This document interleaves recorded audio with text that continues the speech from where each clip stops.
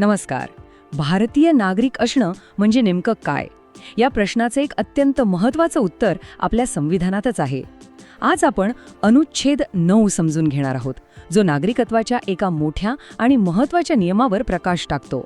चला सुरू करूया. हे आहे भारताचं संविधान, आपल्या देशाचा सर्वोच्च कायदा. पण हे फक्त एक पुस्तक नाहीये, तर आपल्या सगळ्यांच्या हक्कांचा आणि कर्तव्यांचा हा एक जिवंत आधारस्तंभ आहे. आणि ह्याच आधारस्तंभात नागरिकत्वाची व्याख्या अगदी स्पष्टपणे लिहिलेली आहे. आता एक प्रश्न जो आपल्यापैकी बऱ्याच जणांच्या मनात येतो की एखादी व्यक्ती एकाच वेळी 2 देशांची नागरिक असू शकते का? बरं, यावर वेगवेगळ्या देशांची वेगवेगळी उत्तरं आहेत. पण भारताच्या संविधानाने यावर एकच आणि अगदी स्पष्ट भूमिका घेतली आहे. आणि ती भूमिका काय आहे तेच तर आपल्याला समजून घ्यायचं आहे. चला तर मग सुरुवात करूया नागरिकत्वाच्या अगदी मूळ पायापासून. म्हणजे संविधानाने जेव्हा नागरिकत्वाची व्याख्या केली तेव्हा नेमके कोणते निकष ठेवले होते ते आधी पाहूया. म्हणजे बघा, संविधानाने सुरुवातीलाच काही स्पष्ट नियम घालून दिले होते. अनुच्छेद 5 नुसार जे लोक भारतात राहत होते त्यांना नागरिकत्व मिळालं. अनुच्छेद 6 होता त्या लोकांसाठी जे फाळणीनंतर पाकिस्तानातून भारतात आले. आणि अनुच्छेद 8 होता त्या मूळ भारतीय वंशाच्या लोकांसाठी जे भारताबाहेर राहत होते.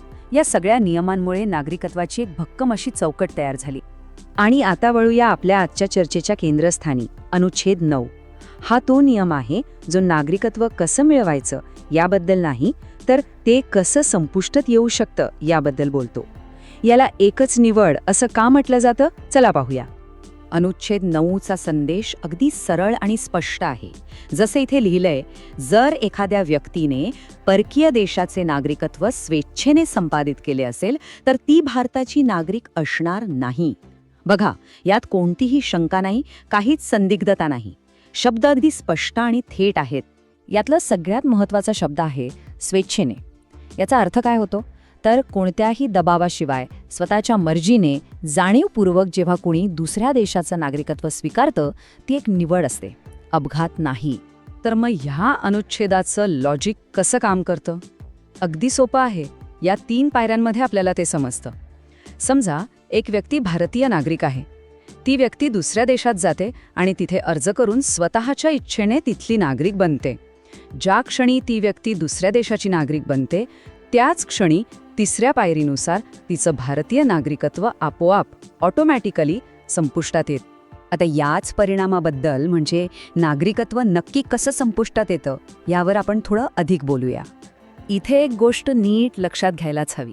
ही प्रक्रिया पूर्णपणे स्वयंचलित म्हणजे ऑटोमॅटिक आहे. याचा अर्थ ज्या क्षणी दुसऱ्या देशाचं नागरिकत्व स्वीकारलं त्याच क्षणी भारतीय नागरिकत्व संपतं. यासाठी कोणत्याही सरकारी आदेशाची किंवा वेगळ्या परवानगीची अजिबात गरज नसते. संविधानानेच ही तरतूद इतकी शक्तिशाली बनवली आहे. आणि हाच ऑटोमॅटिक नियमाचा एक मोठा परिणाम म्हणजे भारताचा दुहेरी नागरिकत्वाला असलेला स्पष्ट नकार. अनुच्छेद 9च्या मागे जी मूळ संकल्पना आहे ती आहे एकनिष्ठेची. म्हणजे एक भारतीय नागरिक म्हणून तुमची निष्ठा केवळ भारताप्रतीच असायला हवी. म्हणूनच आपलं संविधान एक व्यक्ती एक नागरिकत्व या तत्वाला खूप महत्त्व देतं. तर आता हे अगदी सूर्यप्रकाशासारखं स्पष्ट आहे की अनुच्छेद 9 हाच तो घटनात्मक पाया आहे ज्यावर भारताचा दुहेरी नागरिकत्वाला मान्यता नाही हे धोरण उभं आहे. हा आपल्या नागरिकत्वाच्या कायद्याचा एक अविभाज्य भाग आहे. पण थांबा, इथे अजून एक महत्त्वाची गोष्ट आहे. अनुच्छेद 11 नुसार संविधानाने नागरिकत्वाशी संबंधित कोणत्याही विषयावर कायदे करण्याचा अंतिम अधिकार हा संसदेला दिला आहे. याचा अर्थ अनुच्छेद 9 हा पाया आहे, पण त्यावर अधिक तपशीलवार कायदे बनवण्याचा अधिकार आपल्या संसदेकडे आहे. तर या सगळ्या चर्चेनंतर आपण पुन्हा एकदा बघूया की संविधानातला हा एक साधा दिसणारा नियम इतका महत्त्वाचा का ठरतो. यातून लक्षात ठेवण्यासारखे 4 मुख्य मुद्दे आहेत. पहिलं, भारतीय नागरिकत्व एकनिष्ठेच्या तत्वावर आधारित आहे. दुसरं, अनुच्छेद 9 नागरिकत्व संपण्याचा एक स्पष्ट आणि ऑटोमॅटिक नियम देतो. तिसरं, परदेशी नागरिकत्व स्वेच्छेने स्वीकारलं की भारतीय नागरिकत्व संपलं.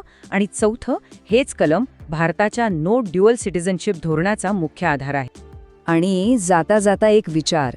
आजचं जग हे जागतिकीकरणाचं आहे. सगळे एकमेकांशी जोडलेले आहेत. अशा युगात एक देश एक नागरिकत्व या संकल्पनेकडे कसं पाहिलं पाहिजे यावर नक्कीच विचार करायला हवा. अनुच्छेद 9च्या याच पैलूवर आणि त्याच्याशी संबंधित इतर कायद्यांवर आपण पुढच्या भागात अधिक सविस्तरपणे बोलू.